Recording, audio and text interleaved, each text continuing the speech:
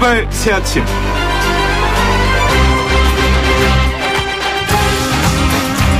한가위 명절이 하루 앞으로 다가왔습니다.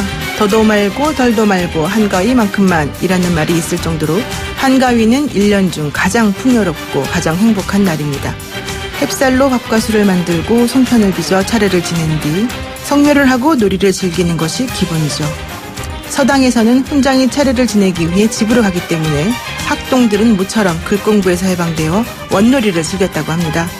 글을 잘하고 재치 있는 사람을 원님으로 뽑고 학생 중에서 소송을 하는 사람과 당하는 사람을 선발하여 판관놀이를 하는 겁니다.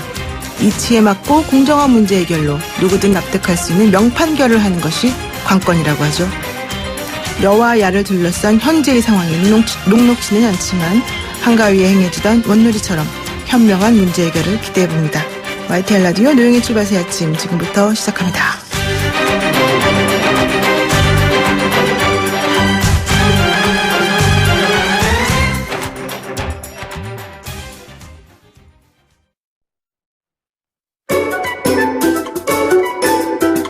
출근길 뉴스 정리해주는 친구 뉴스봇. 그날의 핫 이슈를 압축적으로 정리해서 브리핑해주는 시간이죠. 뉴스봇 이종훈 시사평론가와 함께합니다. 안녕하세요. 네, 안녕하세요. 오늘도 무겁고 굵직한 이야기를 먼저 꺼내오셨습니다. 법무부가 윤석열 검찰총장을 배제한 특별수사팀 구성을 제안했다. 이거의 무슨 의미일까요? 윤석열 왕따 프로젝트 아니겠습니까? 네. 네. 이 조국 장관 취임 당일날 법무부의 한 고위간부가 대검찰청 고위간부에게 전화를 걸어서 조 장관 가족 수사와 관련해서 윤 총장을 제외한 특별수사팀을 구성하자 이런 제안을 했다고 하고요. 또 다른 법무부 간부들도 조 장관의 취임식을 전후해서 이 방안을 집중적으로 이 대검찰청 고위 간부들에게 언급을 한 것으로 전해지고 있습니다. 법무부 측은 공식적인 논의 아니었다. 조 장관에게 보고한 적 없다라고 지금 부인하고 있는 상황이고요. 이런 속에 조 장관은 첫 간부회의에서 검찰개혁 추진지원단 구성을 지시했습니다. 단장은 민변 출신의 황희석 법무부 인권국장. 네. 어쩌면 민변 출신의 검사들이 대거 탄생할지도 모르겠다. 이런 생각도 좀 듭니다. 네. But 서울중앙지검 특수 2부는 어제도 조 장관 동생의 전 처죠. 전 재수라고도 봐야 할 텐데 그 자택, 또 조 장관 부인과 자녀들이 투자한 사모펀드의 투자처라고 볼 수 있는 웰스 C&T 최모 대표의 자택, 또 사모펀드 운영사인 코링크 PE가 인수한 또 다른 업체로서 조 장관 부인이 자문료를 받은 WFM 이 회사에 대해서 압수수색을 각각 진행을 했습니다. 코링크 PE 설립 때 초기 자금을 댄 것으로 알려진 현대기아차 협력업체 익성의 이모 대표도 소환 조사를 했다고 하고요. 웰스 C&T 최모 대표와 이 조 장관 오촌 조카 간의 이 전화통화 녹취록도 일부 공개가 됐습니다. 그 내용은 너무 길어서 네, 관심 있으신 분들 언론 보도를 보시면 될 것 같고요. 약간 좀 이 웰스 C&T 최모 대표를 비롯해서 이 업체들이 좀 각자 도생에 좀 나선 그런 상황이 아닌가 이렇게 생각이 됩니다. 네, 검찰총장과 법무부 장관 이제부터 시작인가 모르겠습니다. 그리고 두 번째 이슈는 일본 환경상이 후쿠시마 오염수 방류한다 이런 내용이라고 하죠. 네, 이 하라다 요시아키 일본 환경상이 어제 이제 가기 우리로 치자면 이제 국무회의죠. 그걸 가진 뒤에 기자회견을 가졌고 이 자리에서 후쿠시마 원전 내 오염수 처리 문제와 관련해서 방출에 희석하는 것 외에 그다지 선택지가 없다. 원자력 규제위원회 위원장도 안전성, 과학성에서 보면 괜찮다고 말하고 있다. 이렇게 언급을 했어요. 방류를 뭐 좀 기정사실화하는 듯한 그런 느낌을 확 갖게 되는데. 그렇군요. 스가 요시히데 관방장관은 일단 부인했습니다. 이거는 경제산업성 소위원회에서 종합적으로 검토를 하고 현 시점에서 처분 방법을 결정한 사실은 없다라고 해명을 했습니다. 뭐 우리 외교부에도 일단은 이렇게 해명을 하고 있는 것으로 전해지고 있죠. 그런데 아라다 요시아키 환경상이 지금 임기 종료를 앞두고 있단 말이에요. 좀 네. 조만간 개각한다는 거 아니겠습니까? 네, 그렇죠. 자, 그래서 이 막판에 좀 악역을 자처하고 나선 거 아닌가. 일본은 원래 이런 거 잘하지 않습니까? 예, 그렇게 지금 보여지고, 일본 외무성은 뭐 아시다시피 지난 6일에 우리 정부가 후쿠시마 원전 오염수 처리 문제에 대해서 이 IAEA 국제 원자력 기구에 서한 보낸 거에 대해서 공식 항의를 하기도 했고 그렇습니다. But 이럴수록 우리는 더 적극적으로 이 문제를 국제사회에 이슈화를 해야 한다라고 생각합니다. 그렇죠. 이게 뭐 우리만의 문제가 아니고 전 세계인의 이 건강 문제와 직결되는 거 아니겠습니까? 네. 이달 말에 열리는 유엔 총회에서도 좀 과감하게 공식적으로 이 문제 제기를 해야 한다라고 생각합니다. 아, 근데 진짜 바다에 버리는 것 말고 방법이 없다면 정말 끔찍한 일이 아닐까 생각이 들어요. 그렇죠. 예. 예, 보니까 뭐 독일 어떤 연구소에서 그 조사한 거 이렇게 사진으로 보니까요. 네. 태평양이 전체가 벌개지더라고요. 세상에 어떡하냐. 자, 세 번째 이슈입니다. 트럼프 대통령이 존 볼턴 백악관 국가안보보좌관에게 나가라 이랬다는 거 아닙니까? 네. 진짜 나가라고 했을까요? 근데 또 서로 얘기는 좀 다른 것 같더라고요. 예. 네. 하여튼 마이크 폼페이오 국무장관과 함께 외교안보 투톱 아니었습니까? 그러니까 어떻게 보면 이제 매파였고, 이제 트럼프 대통령 입장에서 보자면 폼페이오 장관은 좀 이제 약간 온건파 뭐 이렇게 해서 이제 두 날개로 가지고 이제 외교를 했다라고 이제 볼 수 있는데, 네. 한 1년 6개월 정도 근무를 했죠. 지난해 3월 22일에 임명이 됐고, 그런데 이제 어찌됐건 갑자기 경질이 된 겁니다. 어떻게 보면 좀 중요한 시기라고도 볼 수 있는 거 아니겠어요? 그렇죠.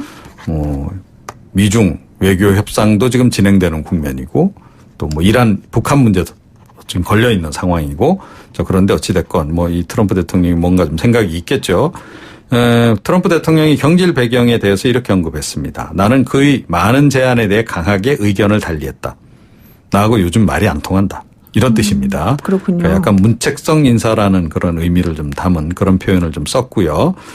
볼턴 보좌관이 퇴장함으로 해서 대북 문제를 비롯해서 외교 정책에도 좀 변화가 있지 않겠냐 이런 관측입니다. 아무래도 좀 유화책으로 전환되지 않겠냐. 폼페이오 국무장관에게 조금 더 힘이 실릴 것이다. 이런 관측이 나오고 있는 상황입니다. 뭐 볼턴 보좌관은 본인이 먼저 사임 의사를 밝혔고 트럼프 대통령이 내일 다시 얘기하자, 생각해보자 이렇게 말했다고 하는데 누구 말이 맞는지는 좀 확인해봐야 되겠습니다만은 이렇게 해임 과정에서도 상호 의견이 있다면 내부적으로 많이 갈등이 있었을 것 같아요. 네, 그렇습니다. 그리고 내일 또 연휴 시작인데요. 추석을 앞두고 외국인 노동자들이 사망하는 그런 안타까운 사고가 발생했다죠. 그러게 말입니다. 이게 좀 이제 종종 이런 그 가스 관련한 사고가 지금 많이 발생을 해요. 그러니까 네. 어제 오후 2시 반께였고 경북 영덕군의 한 오징어 가공업체에서 지하 탱크 배관이 막혔답니다.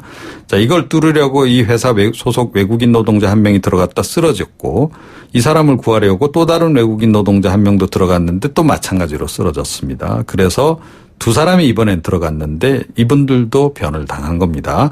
태국인 2명과 베트남인 1명, 이 세 분 같은 경우는 사망을 했고, 태국인 1명은 지금 뭐 의식이 지금 돌아오고 있지 않은 그런 정도로 중태라 그럽니다. 네. 이게 오징어 가공하는 과정에서 나오는 찌꺼기를 저장하는 곳이어서 이 부패 과정에서 발생하는 유해가스에 질식한 것으로 추정이 되고 있는데, 안전장비 없이 작업에 투입한 것으로 보여서 이번에도 역시 인재가 아니냐.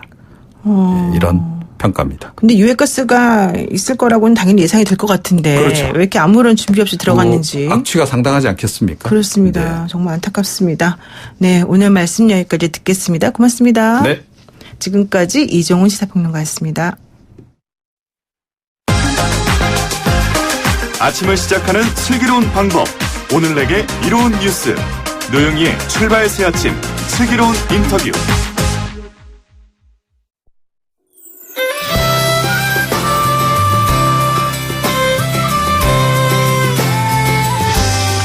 추석 연휴를 앞두고 있는 오늘 특별한 시간을 저희가 준비했습니다. TV에서는 늘 심각한 표정을 보여주고 라디오에서는 가시돋친 멘트를 쏟아내던 바로 국회의원들 그분들이 색다른 고향 이야기를 어떻게 하고 계시는지 한번 들어볼까 하는데요.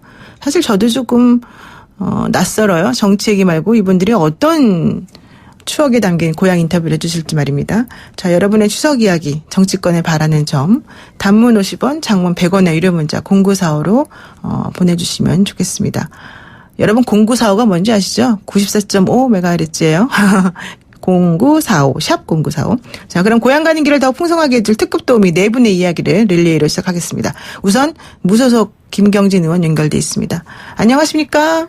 네, 안녕하십니까. 김경진입니다. 네, 저희가 이제 우리가 김 의원님을 먼저 연결한 이유가 10분 뒤에 기차를 타신다고 해서요. 지금 어디 계십니까?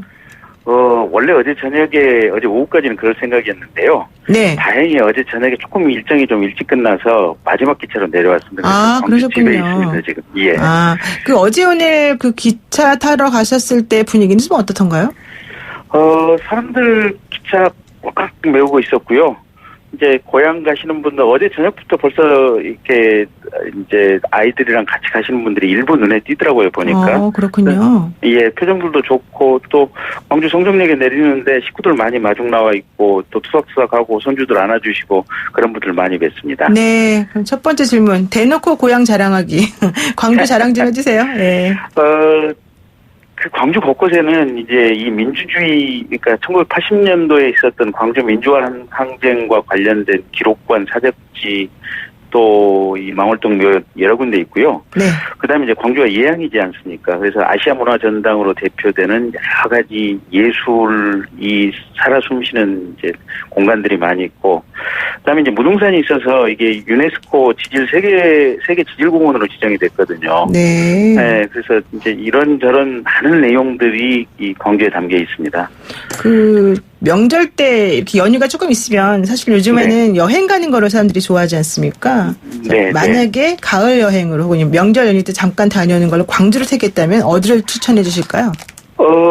무등산 우선적으로 추천하고 싶은데요. 무등산 오셔서 원효사 쪽에서 이제 이렇게 평범하게 이렇게 가파르지 않은 등산로가 있거든요. 예. 그래서 이제 거기서 원효사에서 출발해서 중머리째까지 한번 쭉 다녀오시고 나서 이제 거기와 연계해서 이제 담양의 소세원이나 종로원 보고 이제 광주 담양 근처 인근에서 맛있는 것 좀 드시고 서울 올라가시면 하루가 이렇게 충만하게 가을 여행으로 이렇게 가능할 것 같습니다. 말씀만 들어도 벌써 제가 거기 가 있는 것 같은데요.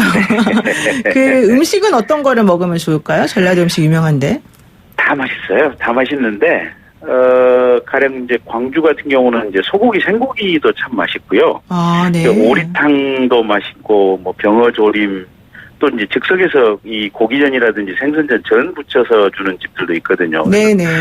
다 맛있는데, 대체로 보면 이 남해안 쪽에서 올라오는 해산물들이 굉장히 쫄깃쫄깃하고 풍성한 맛들이 있어서, 저는 이게 이제 광주 시내에 보면 의외로 재래시장들이 많습니다. 이 말바우 시장도 있고 남광주 시장도 있고 양동 시장도 있는데, 네. 이 재래시장 안에 들어가 보면 이런 이 해산물이라든지 고기라든지 여러 음식들을 파는 식당들도 같이 있어서 그 안에서 한번 즐겨보시면 어쩔까 싶습니다. 저는 광주 그럼 육전이 생각나던데요. 이렇게 네, 소고기를 얇게 썰어서 노란 계란물을 입히고 살짝 구워내면은 그 맛이 일품이더라고요. 그러니까 이게 유럽 식당에 가보면, 네. 거기는 이제 조리를 식당 안에서 해가지고 이제 식탁으로 오기 때문에 그 사이에 이제 온도가 식어버리거든요, 보면. 그렇죠, 그렇죠. 네, 근데 동양은 이 식탁 테이블 안에 이제 이 온도를 보존할 수 있는 이런 화덕이라든지 이런 것들이 있어서 이 따뜻함과 뜨거움 그 자체를 동시에 이렇게 느낄 수 있어서 훨씬 좋은 것 같습니다. 아, 그렇군요. 그리고 지금 광주에서 원래 어린 시절을 쭉 보내신 걸로 알고 있는데, 어린 시절을 기억하는 광주, 그리고 지금의 광주 좀 많이 달라졌나요? 많이 달라졌죠. 이제 그때만 해도 인구가 그때만 해도 한 50만, 60만 이랬는데, 네. 지금은 이제 150만의 광역시가 돼 있고요. 근데 조금 그래서 이제 뭐 도시도 정돈됐고 아시아 문화 전당도 들어갔고 여러 가지 이제 훌륭한 도시가 돼 있는데, 네. 다만 아쉬운 거는 저희가 이제 이 인구 팽창기를 쭉 살아온 세대여서 저가 젊을 때는 젊은 사람들이 참 많았는데 지금은 사실은 젊은 사람들이 없어요. 그렇군요. 네, 그러니까 성당이나 교회나 가보면 다들 이제 60대 중반 넘어서신 어르신들만 많이 있어가지고 이게 지방도시가 앞으로 한 10년, 20년 지나고 나면 사실상 이게 광주도 사멸의 길을 가는 것이 아닌가 이런 우려 때문에 이 인구에 대한 걱정이 저희 지방도시들로서는 굉장히 현실화되고 피부로 느껴지는 그런 시기들을 살고 있는 것 같습니다. 네, 그렇군요. 인구 문제는 뭐 정말 우리나라 모든 곳에 다 적용되는 것 같고요. 지금 네. 9382 끝번호 쓰시는 분께서 추석은 추석이네요. 매일 정치 얘기나 하시던 국회의원님들이 육전 얘기하니까 갑자기 침이 고입니다. 이런 얘기 하셨습니다. 네, 그리고 그 마지막으로 추석 민심 밥상이 오를 또 이 이야기 해야 될 것 네. 같습니다. 조국 법무부 장관 검찰 개혁 해낼 수 있을지 또 장관 임명 괜찮은 건지 황교안 대표 조국 파면 국민연대 제안 통할지 어떻게 보십니까 전체적으로? 일단 이제 조국 임명에 대해서는 제 개인적으로는 잘 못했다라고 일단 판단을 하고 있고요. 개인적으로는 예. 그다음에 두 번째는 검찰 개혁 잘 해낼 수 있을지. 근데 이제 그거는 사실은 조국 장관의 역할은 아니거든요. 국회에서 이제 뭐랄까 저희들이 이제 여야 원내대표들도 법사위 사개특위 이런 데서 어떤 의사결정과 제도에 대한 합의를 도출해내느냐 이런 문제이기 때문에 조국 법무부 장관이 그 중간에서 뭔가 조금 조연이나 촉진제의 역할은 할 수는 있겠지만 이건 근본적으로 국회의 몫이다. 오히려 조국 장관이 할 수 있는 검찰 개혁은 차라리 인사제도를 조금 중립적으로 운영할 수 있는 이런 인사제도 개혁을 한다든지 검찰 문화를 바꾼다든지 이런 본인이 법무부 장관으로 현실적인 범위 내에서 했으면 좋겠다 이런 거고요. 그다음에 이제 조국 장관 탄핵이나 해임 건의 문제는 최소한 저도 이제 우리 지역 광주의 주민들의 의견을 많이 듣고 있는데 네. 광주 지역의 주민들의 생각은 탄핵이나 해임 건의에 대해서는 부정적인 생각을 가지신 분들이 상당히 많다라고 저는 그렇게 듣고 있습니다. 그렇군요. 네. 네. 네, 오늘 말씀 여기까지 듣겠습니다. 고맙습니다, 의원님. 네, 고맙습니다. 네, 고향 가는 길에 함께한 첫 번째 주자 무소속 김경진 의원이었습니다. 네, 전라도 광주에서 이번에는 경남으로 가볼까요? 경남 창원 성산을 지역구로 두고 있죠. 정의당 여영극 의원 연결돼 있습니다. 의원님 안녕하세요. 네, 안녕하세요. 추석 연휴 기간에는 창원에 계십니까? 지금 창원에 계신 건가요? 네, 지금 내려와가지고 아침에 우리 출근하는 우리 시민들 인사하고 있습니다. 아, 정말 부지런하시네요. 그 수도권을 기준으로 창원까지 그럼 자동차로 만약에 이동하면 시간이 많이 걸리죠? 뭐 휴게소 잠깐 들린다 생각하면 한 5시간. 아, 많이 걸리네요, 정말. 이게 이제 KTX가 있는데 KTX가 여기 이제 경부선으로 오다 경전선으로 빠지거든요. 예. 그래서 한 2시간 50분, 한 3시간 가까이 걸리고요. 네. 그래서 조금 불편하고 해서 제가 최근에 그 KTX를 좀 정편시켜달라. 네네. 이렇게 해가지고 추석 끝나고 나면은 몇 편이 좀 더 늘어납니다. 역시 지역 발전을 위해서 애쓰시는 의원님이십니다. 자, 우리 대놓고 고향 자랑하기 경남 창원 성산 어떤 매력이 있습니까? 우선 창원은 이게 계획도시거든요. 국가 공단을 개발하면서 아마 호주의 캔버라 네. 도시를 본떠서 만든 도시입니다. 30만 도시 규모로 해서 뭐 도로나 주거지역 또 공단지역 구분해가지고 했는데 지금은 인구가 많이 늘어났고 또 마산하고 진해하고 통합이 되었죠. 네, 그렇죠.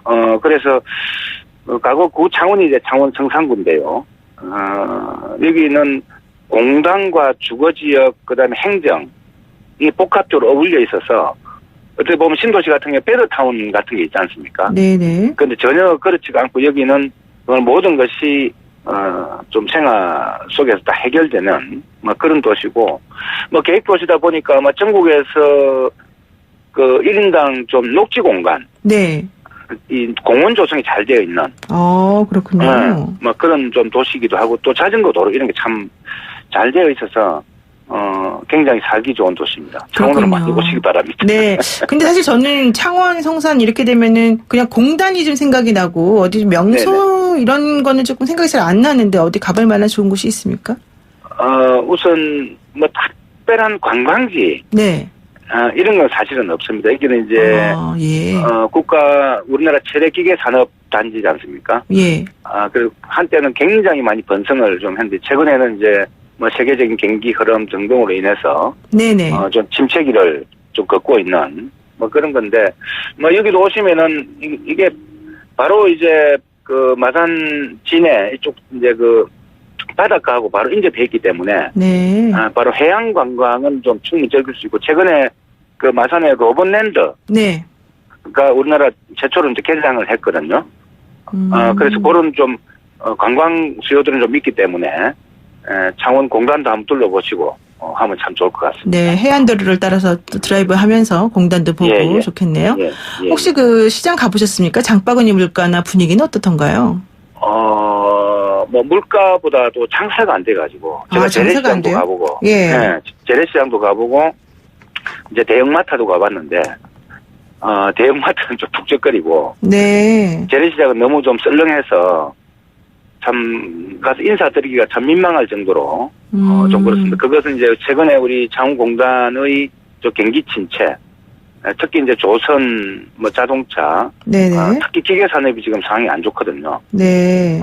그래서 뭐 그런 영향들 때문에 좀 장사가 안 돼서 좀 우리 상인들이 참 그 아우성이 좀 큽니다. 좀 장사가 잘 되고 상인들이 잘 살았으면 좋겠는데요. 네. 저 어쨌든 이제 마지막 질문 드리겠습니다. 네. 추석 밥상 민심 꼭 제가 여쭤볼 수밖에 없겠죠. 조국 장관 이야기라든가, 그다음에 윤석열 총장이 지금 국회 선진화법 관련해서 또 네네. 칼을 빼들 것이다 이런 얘기까지 하고 있는데요. 어떻습니까? 네네. 우선 이제 뭐 문재인 대통령에 대한 이야기보다도 왜 정의당이 그런 선택을 했느냐 네. 하는 질책들을 참 많이 합니다. 이번에 정의당이 또 내상을 입었다 이런 얘기하는 분들도 있더라고요. 예, 뭐 그런 좀 말씀들을 참 많이 하고 오늘 아침에도 그런 이야기 참 많이 들었는데 네. 뭐 정의당으로서는 그렇게 선택을 할 수밖에 없었던 게 이 그 사법개혁이라는 게 참 오래된 국민적 과제입니다. 네. 과거 그 노무현 정부 시절에는 검사와의 대화 이런 걸 통해서 한번 시도를 쭉 해봤는데 사실은 집단 반발 항명 사태로 결국은 우리 공직자들의 비리를 수사하기 위한 특별 그 사정기관 즉 공직자 비리 수사처 공수처 네. 설치가 결국 실패로 되었지 않습니까? 네네. 뭐 그러므로 해서 대한민국 사회 부패 문제가 끊이지가 않고 결국 그 피해는 국민들한테 사실 돌아가기 때문에 뭐 사실 이번에 그 이 조국 사태로 인해서 많은 청년들이 분노를 했지 않습니까? 네네. 권력기관 구석구석에 뿌리내린 기득권의 문제, 또 불평등의 문제, 결국은 이런 문제들을 이런 그 검찰이나 이런 그 권력기관부터 개혁을 하지 않으면 해소가 좀 안 되는 문제거든요. 네. 그런 점에서 볼 때 우리가 그런 청년들의 분노나 이런 걸 잘 알고 있으면서도 그런 선택을 할 수밖에 없었던 거는 바로 시대적 과제인 그 사법제도 개혁을 좀 하기 위함이었다. 좀 이렇게 좀 말씀을 좀 드리고요. 네. 그다음에 그 패스트트랙 관련해서 그 지금 자유한국당 의원들만 조사를 안 받았습니다. 그렇죠. 저도 네. 저도 이제 조사를 좀 받고 왔고요. 네. 어제 나경원 대표께서 뭐 조사를 받겠는데 뭐 문희상 의장부터 먼저 받으라. 네. 또 이렇게 전제를 달았어요. 그렇죠.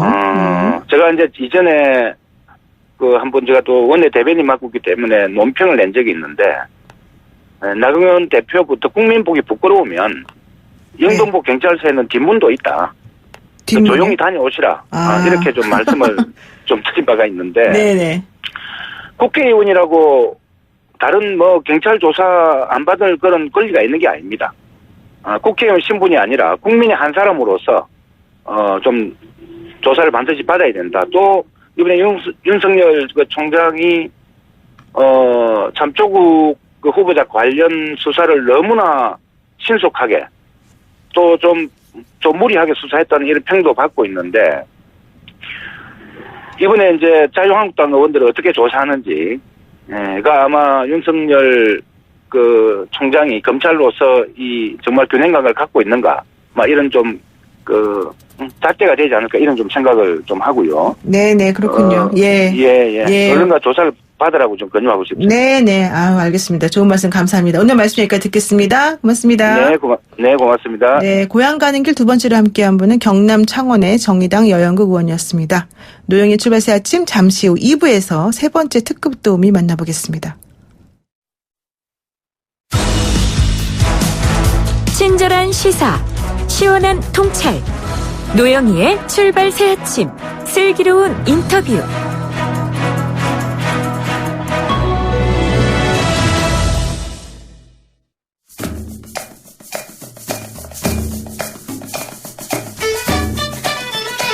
네, YTN 뉴스 FM 노영희 출발 새 아침 2부 시작했습니다. 국회의원들의 고향길 안내하고 있는데요.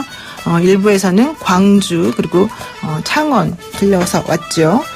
그런데요, 7484 쓰시는 분께서요, 조금 전에 광주 말씀하실 때 전라도 광주라고 하셨는데 이건 잘못된 겁니다.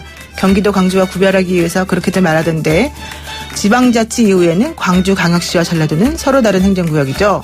네, 알겠습니다. 죄송합니다. 자, 이번에는요, 비행기를 좀 타고요, 제주도로 떠나보겠습니다. 더불어민주당의 오영은 의원님 만나보겠습니다. 의원님 안녕하세요. 네, 안녕하십니까. 네, 제주도는 가셨습니까? 예, 지난 주말에 태풍 링링이 올라올 때 한 6시간을 김포공항에서 기다리다가 저희도 왔습니다. 제일 고생하실 때 가셨네요. 예. 네. 자, 첫 번째 질문. 대놓고 고향 자랑하기. 내 고향 제주도는 왜 좋은가요? 우선 탐라 천연의 역사를 품은 곳이고요. 네. 그리고 유네스코가 인정한 환경보물섬입니다. 그리고 우리 국민들의 건강을 또 책임지는 청정 농수산물을 국민께 제공해주는 청정 제주의 이미지를 갖고 있고요. 그리고 또 국민들이 지칠 때 또 그리고 지친 마음을 치유해주는 치유의 섬, 그리고 힐링의 섬이라고 얘기할 수 있을 것 같습니다. 네, 환경 보물섬이라는 말이 정말 딱 귀에 와닿습니다. 네. 제주도는 명절 연휴 맞아서 관광 가시는 분들도 사실 상당히 많은 것 같아요. 근데 그렇죠. 많이들 가보셔가지고 거의 뭐 갈 거 있나? 이렇게 또 생각하시는 분들도 있을 것 같은데, 숨겨진 보물 같은 장소 있습니까? 이번 명절 연휴에도 한 19만 명이 제주도를 찾을 것으로 예상을 하고 있고요. 예, 그리고 지금, 한동안은 또 오름길이, 상당히 많은 이제 관심을 가졌는데, 최근에는 또 숲길이 많은 관심을 또 갖고 있습니다. 숲길이요? 예. 이제, 예를 들어서 한라산 둘레길 숲길이라든지, 네. 한라 생태 숲길, 삼다수 숲길, 절물 숲길, 이렇게 숲길이 이제 곳곳에 마련되어 있어서, 또 관광객들이나 또 지역 주민들이 상당히 많이 이제 이용을 하고 있고요. 이번 연휴 기간에도 숲길을 찾는 분들이 아마 상당히 많을 것으로 보입니다. 네, 제주도는 원래 올레길 유명했는데 이번에는 숲길 투어가 또 괜찮겠습니다. 예. 그리고 또 사실 조금 다크 투어리즘이라고 네. 제주도 4.3 사건 이런 곳을 돌아보시는 장소도 있는 것 같은데 어떻습니까? 예. 네, 제주 4.3은 현대사의 비극이기도 하지만 또 이제 화해와 상생으로 전환되는 또 새로운 또 역사적 평가의 측면이 있는데요. 물론 또 최근에는 4.3 특별법 개정 문제가 현안으로 좀 떠오르고 있기 때문에 많은 국민들이 관심을 가질 수 있습니다. 그래서 저는 첫 번째로는 4.3 평화공원을 좀 꼽고 싶고요. 제주시 봉계동에 위치한 4.3 평화공원에는 위패가 모셔져 있고, 그리고 각종 기념관이 있어서 둘러보면 상당히 4.3을 이해하는 데 좋은 기회가 될 것이라고 생각하고요. 그리고 현기영 선생님의 소설 순이삼촌의 배경이 되었던 북촌 너분숭이에도 이와 관련된 4.3의 아픔을 확인할 수 있는 기념관들이 조성되어 있기 때문에 상당히 4.3에 대해서 배우기에는 상당히 좋은 장소라고 저는 생각을 합니다. 그렇군요. 우리 오영은 의원님은 혹시 이 4.3 사건 관련해가지고 혹시 유족 아니셨습니까? 예, 맞습니다. 제 조부님과 또 증조부님께서 당시 4.3 당시에 두 분이 돌아가시는 그런 사례가 있었습니다. 네, 그렇군요. 그리고 피해갈 수 없는 그런 질문 하나 하겠습니다. 원희룡 도지사가 친구 조국 그만 내려와라, 사퇴해라, 이런 얘기까지 할 정도로 사실 조국 장관 임명과 관련해서 좀 큰 목소리가 제주도에서 나오기도 했었습니다. 야권의 저항이 만만치 않을 텐데요. 공수처 설치나 검경 수사권 조정에 대한 국회 합의 어떻습니까? 이게 가능하다고 보십니까? 우선 원희룡 도지사께서 조국 임명과 관련돼서 그런 정치적 발언을 하고 있는 부분에 대해서 저는 문제가 있다고 보고요. 도정의 책임자로서 공직자로서 역할을 다해야 된다는 말씀을 먼저 드리고 싶고, 조국 장관께서는 20년 전부터 검찰개혁에 대해서 일관되게 검찰개혁의 당위성이나 그런 과제에 대해서 얘기를 해왔습니다. 공수처 설치, 검경수사권 문제, 법무부의 이제 비검찰화 부분에 대해서 일관되게 말씀을 해왔기 때문에 저는 충분히 검찰개혁을 완수할 적임자라고 보고요.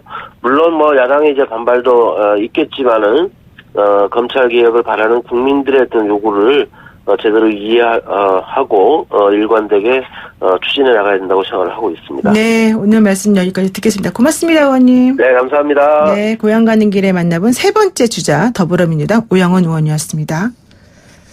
자, 그리고 이번에는 네 번째 마지막 종착지로 가볼까요? 경북 구미입니다. 격주로 정치 토론만 하다가 좀 약간 색다른 얘기 하려니까 조금 어색하기도 한데요. 자유한국당 경북 구미가 지역구시죠. 자유한국당의 백승주 의원 연결돼 있습니다. 의원님 안녕하세요. 예, 안녕하세요. 백승주입니다. 네. 구미는 언제 가십니까? 가셨습니까 벌써? 예, 도착했습니다. 네, 그렇군요. 많은 지역을 두고 구미 지역 국회의원을 선정해서 방송할 수 있게 해서 너무 감사합니다. 예, 저희가 더 감사드리죠. 일단 뭐 다 들으셨겠지만 첫 질문은 대놓고 고향 자랑하기입니다. 내 고향 구미는 왜 좋은가요? 예, 구미는 우리 국민들에게 뭐 산업도시 또 공업도시로 많이 이렇게 알려져 있죠. 42만 정도 되는 도시입니다. 네. 그런데 우리 구미가 역사적으로도 굉장히 역사도시입니다. 고려가마하고 조선으로 가는 길목에 많은 조선 개국을 반대하는 지식인들, 길제 선생을 비롯해서 많은 분들이 이 구미에 있는 금호산에 와서 네. 그 정치적 한을 달래고 공부를 하던 장소고요. 현대사 속에는 우리 박정희 대통령이 태어나서 자란 도시입니다. 그리고 또 신라시대 때 뭐 외국의 문물이 처음 들어왔던 부분이 이제 불교를 통해 들어오는데 최초의 사찰이 구미에 있는 도리사입니다. 아, 그렇군요. 또 요즘 와서는 그 강변에 수량 강변, 낙동 강변에 캠핑장이 마련되어 있는데 오토 캠핑장 또 자동차 캠핑장을 이야기하죠. 또 카라반 캠핑장 이런 또 일반 등산 캠핑장, 종합 캠핑장이 젊은 사람들의 너무너무 인기가 좋아요. 그래서 그 내륙도시 뜨거운 도시인데도 여름에 캠핑장을 예약하려면 굉장히 힘들 정도로 낙동강의 어떤 수려한 전경 속에서 캠핑장이 굉장히 인기를 얻고 있습니다. 네, 구미 한번 놀러 금호산. 오십시오. 네. 우리 노영희 변호사님도 한번 캠핑장 한번 오시죠. 네, 사실 저도 꼭 가보고 싶은데요. 그러니까 폭포 케이블카도 있고 단풍도 예쁘고 특히 캠핑장이 좋다 이런 말씀이었습니다. 그러면은 의원님 구미에서 태어났었지 않습니까? 그렇습니다. 예, 어린 시절에 기억되는 구미 그리고 지금의 구미 어떻게 다릅니까? 이 구미랑 광주가 또 약간 대비되는 부분이 좀 있어서요. 예, 구미는 어릴 때 구미는 사실 전형적인 농업 도시죠. 읍지역에 몇 개 읍지역에 이제 소규모 자영업이 있고 농업 지역이었는데 지금은 전형적인 또 공업 도시가 되어 있습니다. 네. 지역구는 사실 농사 짓는 사람 1%도 안 돼요. 그렇죠. 전형적인 공업 도시가 되어서 어릴 때에 비해서 너무나 이 큰 도시가 되어 있어서 대도시적 특징이 많습니다. 놀랍게도 구미의 인구 중에서 호남 향후의 인구가 한 6만여 명 될 정도로 네. 스스로 이제 그렇게 전국 각지에서 많은 분들이 와서 구미에 정착해서 옛날 구미를 떠나서 새로운 구미를 만드는 데 기여 있고 또 많은 분들이 와서 합니다. 그래서 특히 향후의 조직이 굉장히 잘 발달되어 있는 그런 도시가 되겠습니다. 향후의 조직이요? 각 지역에서 네네. 강원도에서 또 호남 지역에서 충청도에서 또 다른 지역의 부산, 울산서도 많이 오셔가지고 공업도시 이주해 와서 정착해서 그분들이 고향을 그리워하는 이런 모임을 만들어서 활동하는 게 굉장히 많습니다. 네, 그렇군요. 대도시적 특징이 크게 나타나고 있습니다. 네, 아무래도 이제 구미 그러면은 공업도시 그리고 대한민국 발전의 상징으로 여겨지는 곳이 아닌가 생각이 드는데요. 자, 마지막으로 뭐 피해갈 수 없는 추석밥상 이야기 해보겠습니다. 황교안 대표가 조국 파면과 자유민주주의 회복을 위한 국민연대 결성을 제안했고요. 조국 장관 임명에 반대하는 모든 세력의 힘을 합쳐서 보수 통합의 신호탄을 한번 올려보자 이런 얘기들이 많이 있는 것 같은데 어떻습니까? 예, 오늘 아침에도 제가 시민들을 많이 만났습니다만 여기 시민들은 대통령 인사권 행사에 대해서 천불이 난다는 표현으로 가슴에 막 분노가 치민다는 이런 표현을 많이 쓰는데요. 네. 제가 생각할 때 물론 뭐 전체적인 여론을 보면은 또 다른 또 나타나지만은 분노하는 국민이 많고 또 정당 지도자들도 잘못됐다 생각하는 분들이 많고 시민 단체 지도자들도 이건 아니다. 대한민국의 헌법적 민주주의 가치의 도전이다 이런 식으로 하는 분들이 많기 때문에 이런 분노와 비판하고 있는 에너지를 정치적 에너지를 묶어서 민주주의를 좀 지켜내야 되겠다. 이런 하나의 거대한 정치적 힘을 만들려는 구상이 아마 황교안 대표가 이야기하는 조국 파면과 자유민주주의 회복을 위한 국민연대라는 구상이 아니냐 이렇게 생각을 합니다. 이 부분은 한 번쯤 대통령도 성취하고 집권 여당도 그 목소리를 좀 경청할 필요가 있다고 생각합니다. 자유민주주의가 위기에 빠있다고 주장하는 네. 분들 지식인이 많기 때문에 네네. 이분들의 분노와 비판을 겸허히 받아들여서 네. 대한민국이 정도를 갈 수 있도록 좀 들어야 된다 이렇게 생각을 합니다. 네, 고맙습니다. 오늘 말씀 여기까지 듣겠습니다. 고맙습니다. 감사합니다. 명절 잘 보내세요. 네, 고향 가는 길 네 번째 도우미 자유한국당의 백승주 의원이었습니다.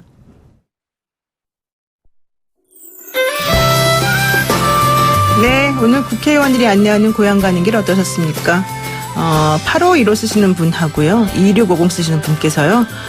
국민이 누구인지 국회의원들 한 번쯤 심각하게 고민해 주시고요. 정쟁만 하지 말고 국민을 위한 국회의원이 되어주세요. 라고 말씀하셨습니다. 그리고 2568 쓰시는 우리 애청자분께서는요. 항상 좋은 방송 즐겁습니다. 추석 명절 잘 보내세요. 고맙습니다. 네, 3부 돌아오겠습니다.